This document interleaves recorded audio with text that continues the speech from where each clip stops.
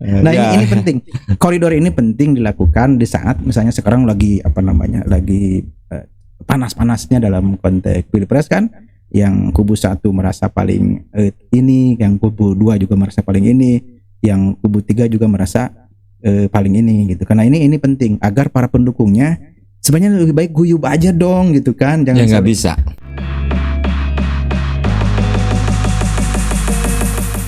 Pemirsa Login Sebelang Bentor, kita bertemu kembali di season berikut ini dengan pembicara kita Bung Maulana Jannah yang sudah memakai kostum seperti Ki Maulana Jannah.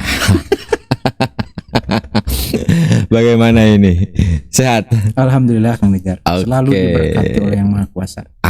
Betul sekali. Ngomong-ngomong, ini mengapa memakai simbol warna hitam ini? Kan sepertinya dari dunia klinik ini.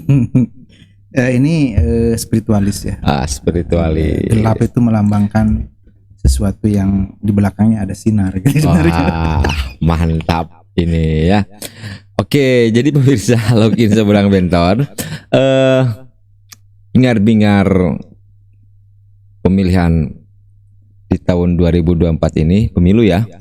Itu tidak lepas dari bagaimana tanggapan baik positif, negatif, bahkan sampai ke hoax ya.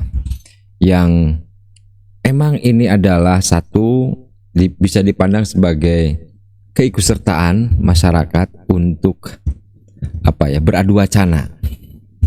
Yang kedua, justru ada yang sebaliknya membuat situasi menjadi kacau.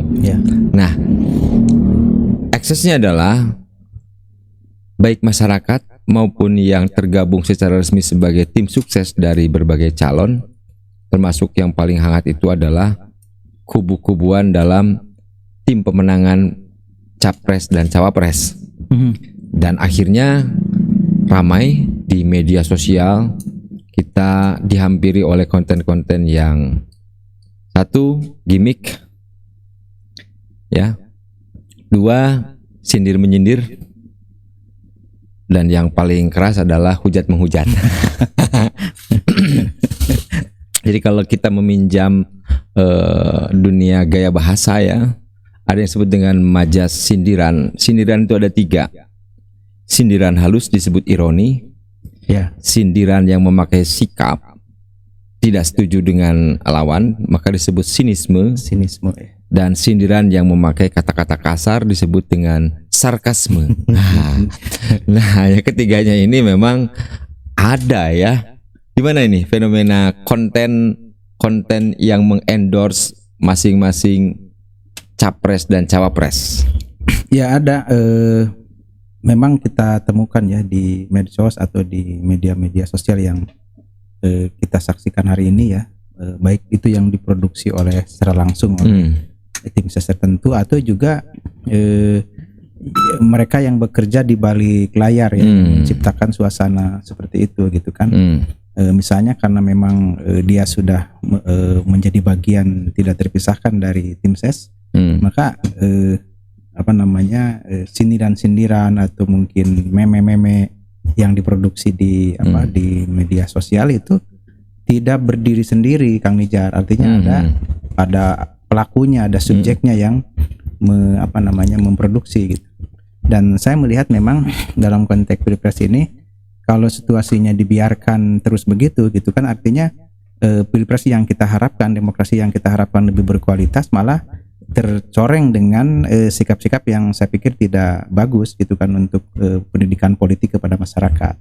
Misalnya dengan gaya-gaya mencemooh, mencela, kemudian menghina atau juga merendahkan, atau juga misalnya kasar terhadap calon tertentu. Dan saya pikir kita menyaksikan sekarang masih ada hal-hal seperti itu. Dan paling tidak saya hanya memberikan gambaran, misalnya kalau kita menyitir atau mengambil satu pesan suci ya dalam konteks ayat suci Al-Quran, itu kan sebenarnya dilarang, bukan membuat orang lain, menghina orang lain, mencela orang lain, mengolok-ngolok, atau juga memanggil panggilan yang bukan panggilannya. Itu ada dalam kitab suci, ada gitu kan. Dan saya pikir ini koridor nilai yang harus dipegang, apalagi bagi umat Islam yang mayoritas di Indonesia gitu. Seperti itu Kang Nijar. Wah, itu apa itu? Kalau saya sih di dalam kalau disitir ya dalam Al-Qur'an itu dalam surat Al-Hujurat ayat 11 ya, dan itu bisa dibuka juga oleh teman-teman di rumah atau juga oleh masyarakat, dan ayatnya juga sudah sangat familiar ya di masyarakat. Misalnya kalau saya baca a'udzubillahi minasyaitonirrajim, ya ayyuhalladzina amanu la yaskhor qaumin min qaumin asa ayyakunu khairum minhum. Jadi dalam ayat ini Allah berfirman dan menyeru kepada orang-orang yang beriman, la yaskhor, janganlah saling, yaskhor itu jangan saling menghina. Qaumun min qaumin, antara kelompok ya, antara kelompok satu dengan kelompok yang lain gitu. Karena itu memang terjadi pada masa Rasulullah dulu. Ini sebagai guidance, sebagai petunjuk bahwa memang saling menghina dan menghinakan itu nggak boleh dalam ajaran agama Islam gitu kan. Bahasanya la yashor, tidak boleh saling menghina. Apapun bentuk kalimatnya yang diucapkan, kalau konteksnya adalah menghina, merendahkan, itu tidak boleh. Misalnya capres tertentu dilabeli dengan ini, capres ini dilabeli ini. Kalau melabelkan diri gimana? Tidak boleh. Misalnya memanggil melabelkan diri. Jadi gini, kalau itu misalnya melabelkan diri kemudian jadi viral begitu, gimana itu? Tidak boleh juga. Tidak boleh gitu kan. Melabelkan diri tidak boleh. Saya kira kan khor itu, yashor itu kan merendahkan diri, menghina gitu kan. Atau juga misalnya dari orang lain menghina, atau posisi kita juga bisa jadi kan dalam konteks politik bisa diciptakan kan. Misalnya tadi dilabelkan, misalnya disimbolkan ini orang terhina, disimbolkan ini orang tertindas, tidak boleh dong gitu kan. Itu harus sesuatu yang harus genuine dalam konteks dalam konteks pilpres. Tapi memang sekarang kan dunia ilmu pengetahuan kan sudah maju ya. Orang bisa jadi Kang Nijar misalnya karena wajahnya ini seperti ini, bisa kan diciptakan misalnya orang tertindas gitu kan. Oleh teknologi kan bisa aja gitu kan, sehingga orang kan simpati ya, segala macam. Nah ini bentuk dari kebohongan yang dikemas sebenarnya gitu kan, tidak bersifat asli gitu Kang Nijar. Makanya konteks ayat ini kan la yashor, tidak boleh saling menghina, atau juga tadi menciptakan sesuatu yang membuat dia itu terhina seperti itu. Dan itu konteksnya kaumin ya, kaumin itu kan antar golongan. Misalnya golongan A, atau misalnya kalau sekarang lah taruhlah partai A, partai B, partai C, nggak boleh dong gitu kan saling menghina. Oh ini partai ini gini. Apalagi kalau jatuhnya pada sikap saling menjatuhkan misalnya ya, menganggap diri paling wah hebatnya gitu kan, nggak boleh juga gitu seperti itu. Lalu berikutnya di sini juga konteks Qur'annya, apa yang membuat larangan itu ada di dalam Al-Hujurat itu karena bahasa Al-Qur'an itu asa ayyakunu khairum minhum. Boleh jadi yang dihinakan itu, yang dicela itu, yang dicemooh itu khairon minhum gitu kan, lebih baik dari yang diolok-olokan itu gitu kan. Dan itu konteksnya gitu Kang Nijar. Orang kan kadang-kadang sok ngahina batur gitu kan. Nah gitu. Bisa jadi anu dihina teh leuwih HD tinimbang kurang, atau kelompok kurang lebih jelek di kelompok batur gitu kan, dan begitu pun sebaliknya. Jadi itu konteksnya tidak boleh saling menghina di situ. Saling menghargai ya. Ya pada akhirnya dalam konteks pilpres karena memang ini sifatnya pilpres ya, pemilihan sifatnya berkompetisi, artinya tadi harus ada toleransi, harus saling menghargai, mawas diri lah gitu ya. Kalaupun kita berdebatlah dengan cara yang santun gitu kan, dengan cara yang tapi persoalannya ini ya gitu. Kalau tidak salah dihindari kan kata debat di Islam itu.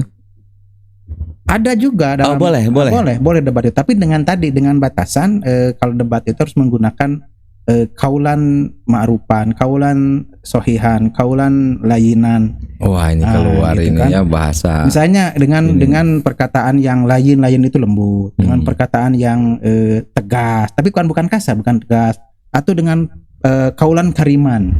Kaulan kariman itulah perkataan yang memuliakan. Ya. Debat boleh dong, adu visi boleh, tapi jangan saling menjulurkan lidah. Tapi ini lebih ke sana lagi ya.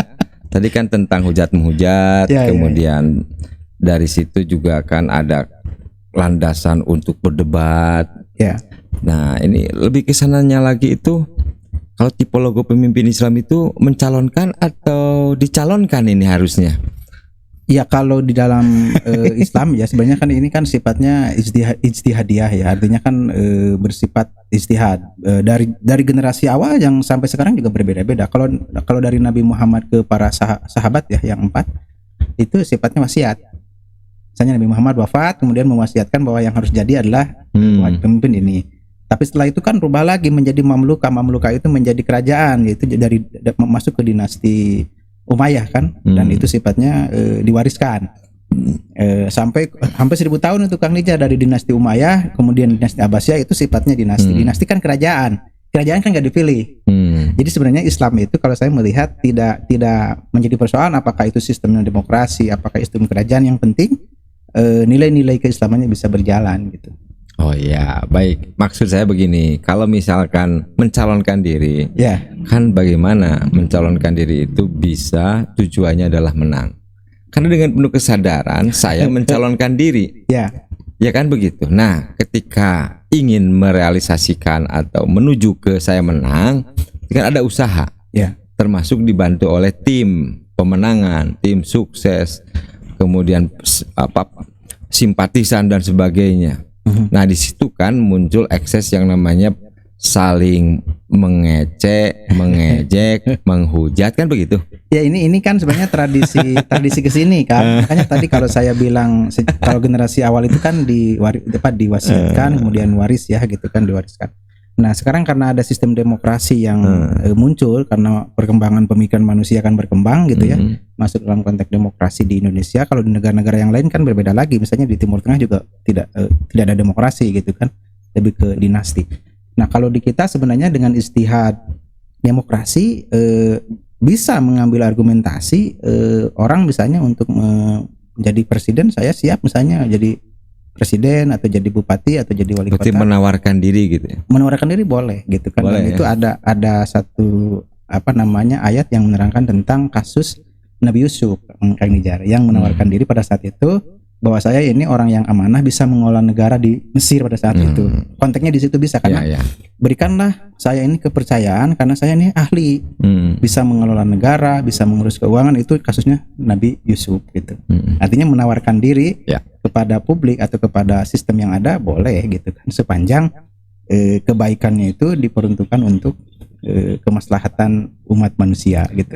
Baik, pemirsa Login Sebelang Bentor, mungkin tidak ada asap kalau tidak ada api ya. Ya. Tidak ada hujat menghujat kalau tidak ada X-nya, apinya. Gitu ya. Iya. Kan logikanya begitu. Mengapa muncul hujat menghujat? Mungkin dari hujatan itu kayak gini lah, sederhananya gini. Saya buat gambaran sederhana.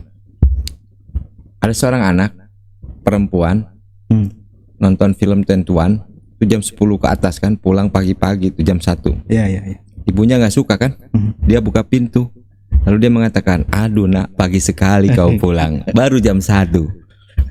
Dia memberikan pelajaran tidak suka dengan ironi, sangat halus sekali. Iya. Menyindir dengan halus. Iya. Kali kedua anak itu melakukan lagi, udah nggak bisa lagi nih, dengan ironi. Ya kan? Iya. Nggak bisa lagi, aduh nak, pagi sekali kamu pulang, baru jam 1, udah nggak bisa gitu lagi. Ya kan? Iya. Dia akan nambah, baru jam 1, mending jangan pulang sekalian, sambil jam motrot bahasa Sundanya. Itu sudah sinis. Iya. Jam motrot harus diartikan dulu. Nah, jam motrot itu berarti kan ekspresi tidak suka dengan yang, muram dengan bermuka durja. Ya, kemudian berikutnya, yang ketiga dia lakukan lagi tuh anak.